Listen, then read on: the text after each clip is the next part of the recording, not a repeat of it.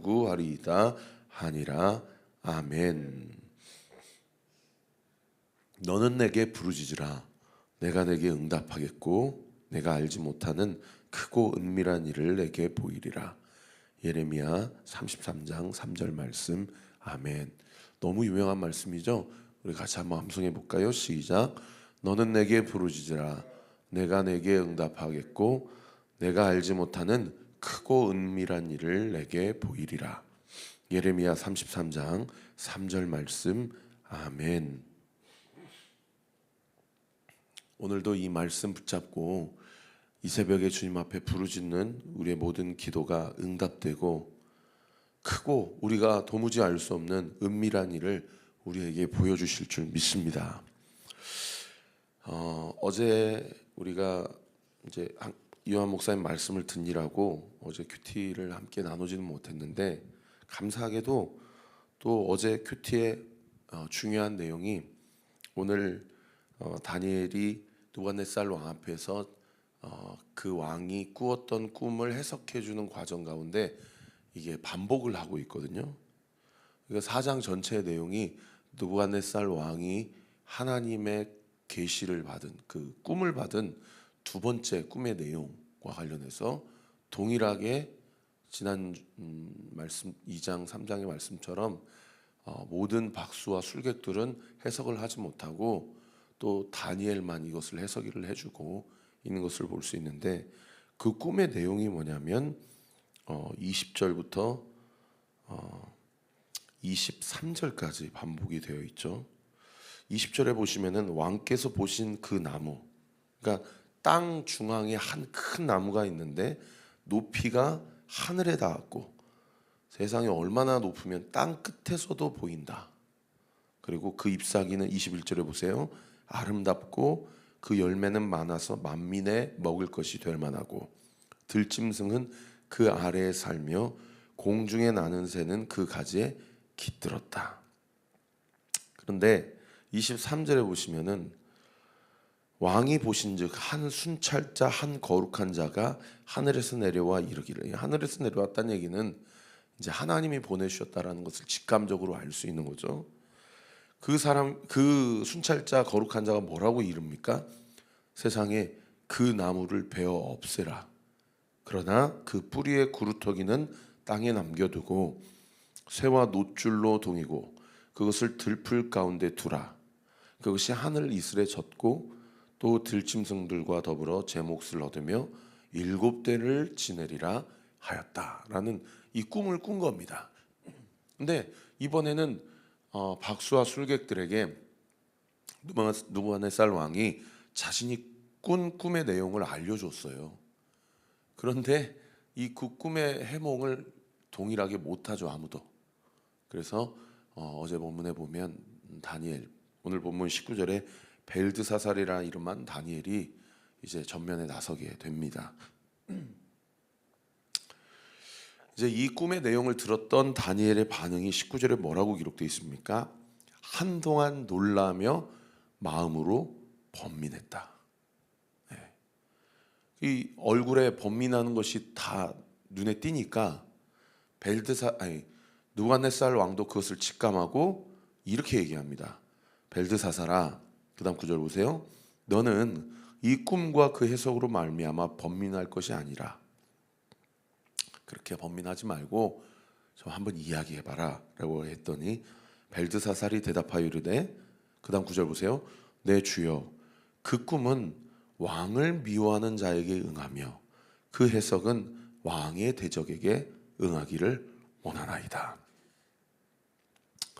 그 꿈의 내용이 그야말로 느부갓네살 왕 입장에서는 이 흉몽, 악몽이기 때문에 사실은 그 꿈의 내용을 해몽해 주기 이전에 다니엘의 어떤 그 표정, 그리고 그 너무나도 그 하나님의 심판에 대한 그 무거운 마음, 두려운 마음을 가지고 그 감정이 얼굴에 다 드러나고 말을 잇지 못한 겁니다. 그러니까 오히려 느부갓네살 왕이 다니엘에게 좀 오히려 타이르면서 괜찮으니까 얘기해봐라 라고 이야기할 정도로. 여러분, 이런 다니엘의 반응에 대해서 어떻게 생각하세요? 사실 다니엘의 신분이 물론 이제 어제 본문에 박수장이라는 표현이 나오지만은 그 박수장이라는 표현은 이 모든 점쟁이들의 우두머리다라는 표현이 아닙니다. 그 모든 지혜자들의 장관이라는 얘기고, 모든 박수와 술객들보다 그의 다니엘의 지혜가 뛰어났다라는 표현이지, 그가 무슨 어떤 그 모든 점쟁이들과 박수 술객들을 관리하는 사람이었다 이런 표현은 아니니까 오해하시지 않으셨으면 좋겠고, 어떻든 박수장이 되기 이전에 다니엘의 신분은 포로였잖아요, 그죠? 그리고 이 포로된 다니엘의 입장에서는 느부갓네살 왕은 자신의 조국을 멸망시킨 왕이고, 그리고 폭군 중에 폭군이고, 어떻든 자기를 고용해서 먹여주고 입혀주고, 그리고 이렇게 권세까지 이렇게 한 나라의 어떤 그 직책까지 준 왕이지만 원수 중에 원수 아닙니까? 오늘날 우리로 얘기하면은 이토 히로부미 이런 사람 아닙니까? 그러면 그 내용을 이미 직감한 다니엘 입장에서는 느부갓네살 왕의 이 꿈의 내용을 들었을 때 상식적인 반응은 어때야 돼요? 뭐 그것을 밖으로 표현하기는 어렵겠지만 속으로 야, 이거 드디어 하나님이 이 왕과 이 나라를 치시는구나. 이 때를 엿보고 어떻든 이 유대인들과 모국에 아직 살아남은 사람들을 규합해서 나도 모국으로 돌아가고, 그리고 다시 이스라엘 하나님의 나라를 재건을 해야 되겠다, 뭐 이런 생각을 가질 수도 있는 거 아닙니까? 그런데 다니엘은 진심으로 느부갓네살 왕을 걱정하고, 그리고 느부갓네살 왕 편에서 이 꿈의 내용을 해석을 해주고 있다라는 거예요. 여러분, 우리가 이 지점에서 하나님 마음을 깨달을 수 있어야 됩니다. 제가 어제도 그 푸른숲 동산교회 가서 제가 개척을 하고 하나님의 마음을 깨닫게 되는 과정 가운데 있어서 그것이 하나님이 저에게 주시는 가장 큰 영적 유익이다라는 것을 설교했거든요. 물론 담임 목사가 되어서 그런 것도 있겠지만은 한 영혼 한 영혼, 한 성도 한 성도를 대하는 저의 목양적 태도와 스탠스가 부교육자로 있을 때랑은 이게 완전히 이야기가 다르다. 한 가정에 어떤 고통이 있는지, 한 인생에 어떤 아픔이 있는지, 이것을 두고 기도하며 중보하며 하나님 앞에 함께 나아가고 교회를 세워갈 때 하나님께서 하나님의 마음을 저에게 주시는 것이 얼마나 기쁘고 감사한지 모른다. 여러분, 우리가 교회를 함께 세워가면서 심지어 우리가 불신자들을 만날 때도 이러한 다니엘의 태도가 있게 되기를 예수님의 이름으로 축원합니다. 저 사람은 안 돼. 저 사람은 지가 한 죄 지 머리로 돌아가야 돼. 그래야 하나님 살아계신 거지. 이것은 하나님 마음이 아니라는 거죠. 이건 하나님의 마음이 아니에요. 느부갓네살 왕을 바라보면서 다니엘이 진심으로 걱정하고 또 중보하고 또 격려하고 또 그의 편에 서서 생각을 한 것은 어떻게 보면 다니엘의 사적인 감정을 뒤로하고 하나님의 마음이 부어진 어떤 그러한 한 예가 아닌가, 그런 생각이 들어요. 또 느부갓네살 왕 측면에서 한번 생각해 보시면요, 느부갓네살 왕에게 지난번에 한 큰 신상을 통해서 하나님, 다니엘을 통하여 하나님께서 말씀하신 게 무엇입니까? 너 네가 잘나서 그렇게 제국을 건설한 것 같지? 네가 능력이 있어서 이렇게 권세를 누리고 있는 것 같지? 아니야. 네 위에 하나님이 계셔. 결국 이것을 이 꿈을 통해서, 다니엘을 통해서 가르쳐 주시고자 그런 환상과 꿈을 보여주신 거 아닙니까? 그런데 여러분, 그 일이 있고 나서 버젓이 3장에 무슨 사건이 있었어요? 자기가 또 27m나 되는 큰 신상을 세워가지고 거기에 다 절하라고, 새 친구들 절 안 하니까 풀무불에 던져버리고, 이런 일들이 있지 않았습니까? 그러니까 하나님을 만나는 그런 어떤 신적 경험을 하더라도 사랑하는 성도님들 꼭 기억해 주세요. 무슨 체험신앙, 경험신앙 물론 중요합니다. 병이 낫고 막 불가능을 가능케 되고 막 초자연적인 기적을 목도하는 건 이것도 중요해요. 그런데 그런 기적이 우리의 믿음과 신앙을 보장해 주지 않는다는 거예요. 그를 아치면은 세상에 왜 5천 명이나 되는 사람들이 그렇게 기적을 보고도, 나사로가 그렇게 동여 매는 것들을 보고 그 시체 썩은 내가 나는데도 그 부활한 것을 보고도 여러분 왜 다 예수님을 향해 며칠 있다가 돌을 던집니까? 기적이 사람을 변화시키지 못한다는 거예요. 하나님 이 문제만 해결해 주시면 이렇게 할게요. 이 사건에 대한 하나님의 초자연적인 기적을 보여주시면 제가 하나님 살아계신 거 믿을게요. 이거 다 아니라는 겁니다. 누가네살이 정말 자기가 죄인임을 인정하고 말씀 가운데 적절한 양육과 이렇게 오늘처럼 지속적인 어떤 경건 훈련을 통해서 말씀과 기도로 무장되지 못하니까 기적과 초자연적인 계시를 받고도 또 신상 세우고 또 하나님 떠나고 이런 일들이 반복적으로 일어난다는 거예요. 어제 요한 목사님 말씀을 들으면서 우리 배윤수 집사님을 하나님이 하나님의 때 데려가시는데 내가 너무 문제 해결에만 그렇게 집착했던 건 아닌가, 제가 회개가 되더라고요. 제가 진짜 낙심했거든요. 물론 우리 하나님은 오늘 이 하루도 이번 한 주도 놀라운 기적과 이적을 베풀어 주신 하나님인 줄 믿으시기를 우리 구주 예수 그리스도의 이름으로 축원합니다. 그럼에도 불구하고 오늘 이 느부갓네살 왕의 이 두 번째 꿈을 통해서 우리가 알아야 되는 것은, 여러분 우리가 예수님을 믿으면서 문제 해결이 우상되지 않도록 하십시다. 왜요?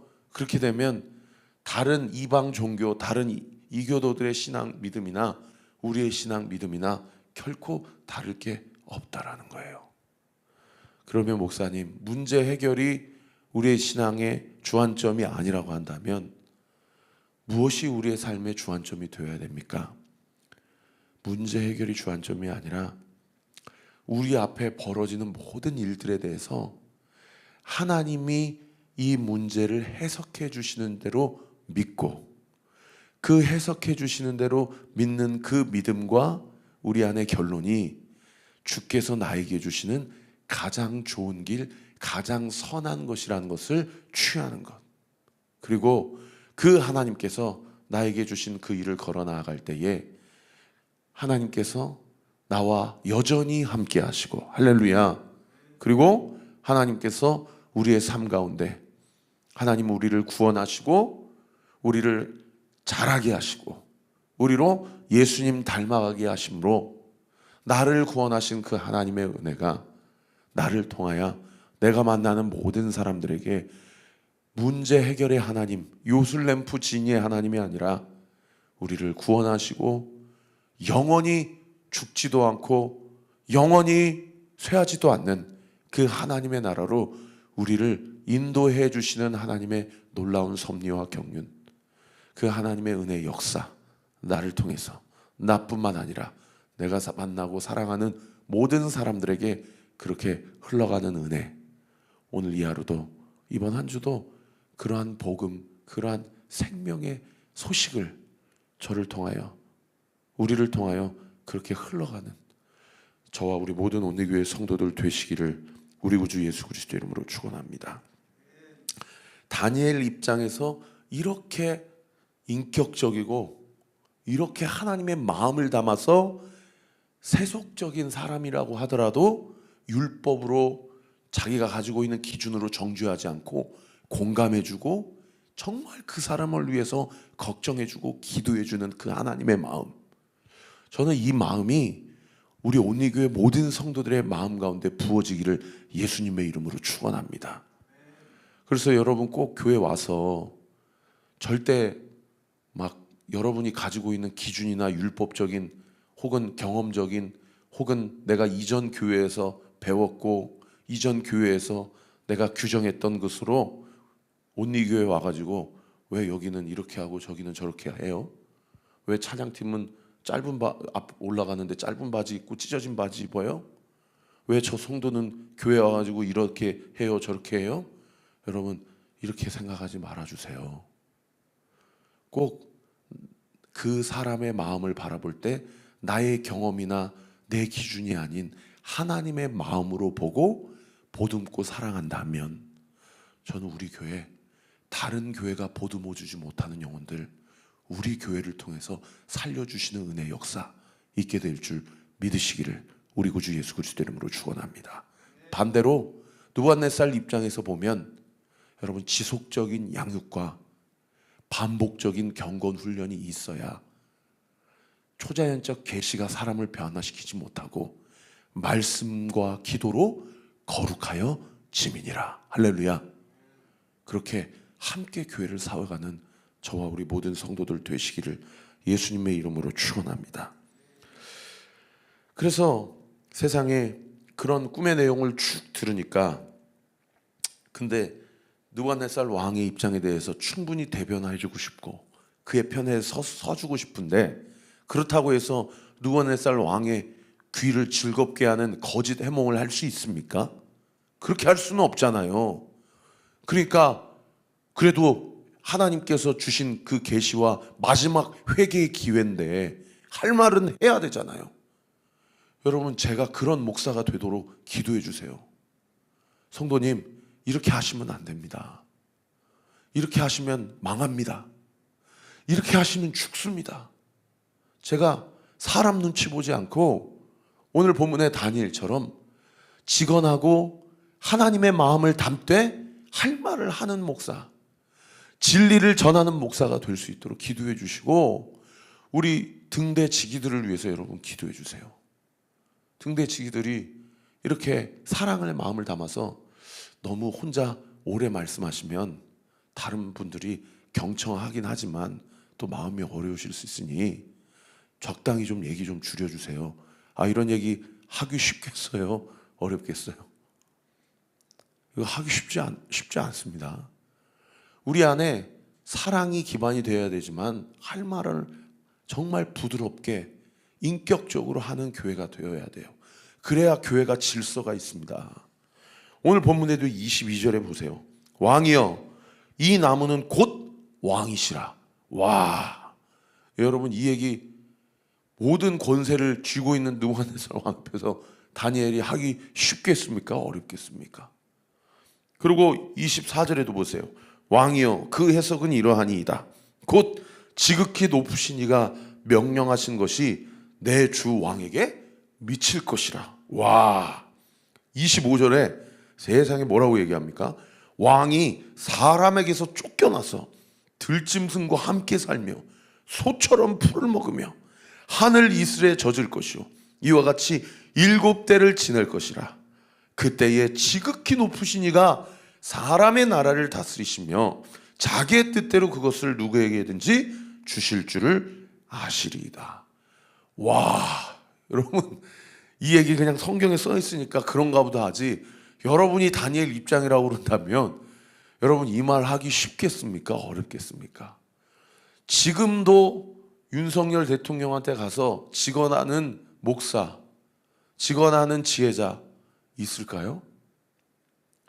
여러분, 5년 임기가 정해진 왕도 그렇게 직언하기 쉽지 않은데 죽을 때까지 왕 앞에서 이 말 하는 거 쉽겠습니까? 어렵겠습니까? 이거는 목숨 걸고 이야기해야 되는 거예요, 사실은. 그런데 다니엘이 이야기하잖아요. 당신 소처럼 풀을 뜯게 될 거다. 아침 이슬을 맞게 될 거고 쫓김 당할 거다. 그렇게 7년을 보낼 거다 라고 이야기를 한단 말이에요. 그런데 이렇게 이야기를 하면서 또 뭐라고 얘기해요? 26절에 보세요. 또 그들이 그 나무 뿌리에 구루터기를 남겨두라 하였은즉. 그들은 누굽니까? 하나님이 보내신 사자들을 얘기하죠. 나무 뿌리의 구루터기는 누구를 상징합니까? 느부갓네살 왕을 상징하는 거예요. 남겨두라는 거예요. 그냥 댕강 다 잘라놨지만 그 영광은 온데간데 없어졌지만 남겨놓으라는 거예요. 뿌리채 뽑지 말라는 거예요. 그 다음 구절 보세요. 하나님이 다스리는 줄을 왕이 깨달은 후에야 왕의 나라가 견고하리라. 그러니까 누가네살 왕도 그 기저에 어떤 야망과 야심이 있었어요? 이 진시 황제가 불로초를 찾은 것처럼 내 나라 내 권세가 영원했으면 좋겠다라는 이 야심이 있는 거예요. 하나님이 그 교만이 너무나도 하나님 보시기에 불편한 거죠. 댕강 잘라버리는 겁니다. 그리고 7년 후에 히브리 문학의 7자는 완전한 회개를 상징해요.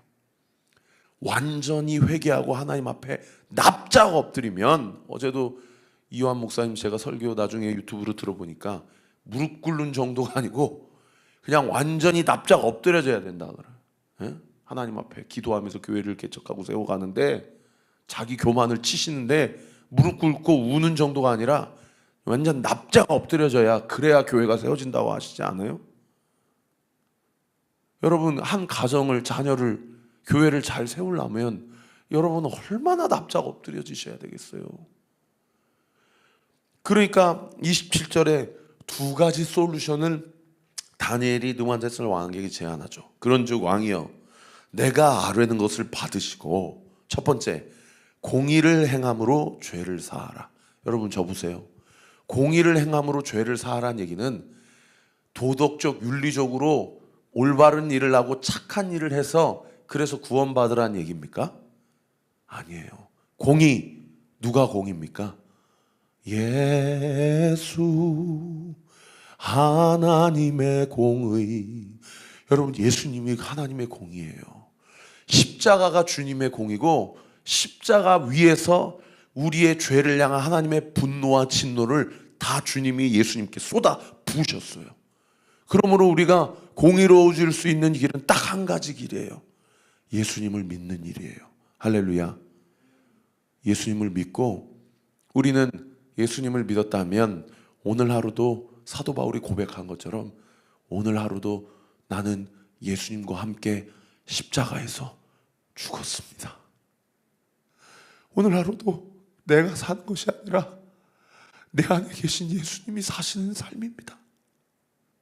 그렇게 우리 감정, 의지, 생각, 마음, 언어를 그리스도 십자가 앞에 못 박고 주의 영이신 성령께서 내 생각과 마음을 장악해 주세요. 내 입술과 언어를 말씀해 주세요. 내 모든 행위를 주님이 하시는 대로, 주님, 내가 그냥 인형이어도 좋고 꼭두각시여도 좋으니 주님 나를 온전히 조종해 주시고 나의 삶을 온전히 인도해 주셔서 주님이 말하는 대로 말하고 주님이 생각하시는 대로 생각하고 주님의 마음이 내 마음이 되고 주님의 행위와 삶이 나의 행위, 나의 삶이 되게 하여 주옵소서. 할렐루야. 여러분, 이게 공의를 행함으로 죄를 사하는 길입니다. 그런가 하면 두 번째로 뭘 얘기해요? 가난한 자를 긍휼히 여김으로 죄악을 사하라. 여러분, 하나님 사랑하는 것이 첫째 된 계명이요, 곧 하나님의 형상으로 창조된 이웃을 사랑하는 것이 둘째 된 계명. 이것이 온 선지자와 율법의 강령이다. 우리 주님이 말씀하셨어요. 오늘 이 하루도 주님이 우리에게 보내주신 그 영혼의 가난한 자들, 그 육신의 가난한 자들, 나를 살리신 그 복음, 나에게 생명 주시는 예수, 나의 삶을 구원해 주시는 그 예수 그리스도의 생명의 능력을 내가 만나는 그 복음을 모르는 자들에게 여러분 부끄러움 없이 담대하게 그 복음을 전하는 저와 우리 모든 온누교회 성도들 되시기를 우리 구주 예수 그리스도 이름으로 축원합니다. 기도하겠습니다. 아버지 하나님, 오늘도 있는 말씀 그대로 종에게 하신 말씀을 우리 사랑하는 성도들에게 전했습니다. 하나님, 저를 불쌍히 여겨주십시오. 하나님, 우리 성도들을 긍휼히 여겨주십시오. 하나님, 우리 교회를 불쌍히 여겨주십시오. 하나님, 우리 사랑하는 배인수 집사님을 불쌍히 여겨주십시오. 오늘도 이 새벽에 종이 드리는 기도를 들어 응답하여 주옵소서. 우리 사랑하는 성도들이 오늘 이 아침에도 주님 앞에 나와서 이 자리에서 온라인으로 각 골방에서 드리는 기도를 주님 불쌍히 여겨주십시오. 이 현장에서 우리 5사람이 주님 부르짖고 기도하는 기도, 서로가 기도의 소리를 들어가며 영적인 시너지를 받고 자극을 받아 하나님 앞에 더 간절하게 기도하여 문제 해결이 우상이 되지 않게 하시고 하나님의 뜻대로 되는 것이 나에게 가장 선하고 좋은 길임을 믿는 그 믿음이 부어지는 시간이 되게 하시고 그 하나님의 역사가 나타나는 놀라운 역사 있게 하여 주옵소서.